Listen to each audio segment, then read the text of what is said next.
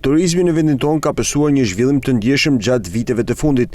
Kjo fali investimeve, por dhe promovimit që është bërë vendit. Sipas specialistëve të fushës së turizmit, turizmi bregdetar mbetet më i frekuentuari. Faktikisht dihet në gjithë botën turizmi bregdetar është ai segmenti më i madh që ka rritje. Dhe fati i Shqipërisë është fakti që kena një vijë bregdetare të mrekullueshme me 2 dete që janë të natyrave të ndryshme, relievi që ato ofrojnë, por ama është shumë në rritje turizmi kulturor, për shkak të rikualifikimit që në bërë zonave urbane dhe shpalosjes asaj kulture, aty në traditave, shtimit të eventeve të shumta, jo vetëm gjatë sezoneve kulmor, por edhe gjatë gjithë vitit. Ndërsa një interes të shtuar nga turistët vendas dhe huaj ka pasur edhe për turizmin kulturor dhe atë malor. Por rritje interes ka marrë dhe turizmi malor për faktin sepse kemi akoma një natyrë të virgjër, akoma domethënë kemi investime të cilat ruhet në përgjithësi karakteri lokal dhe këtu është sfidë shumë e madhe e gjithë sektorit publik që ta ruajmë këtë karakter lokal,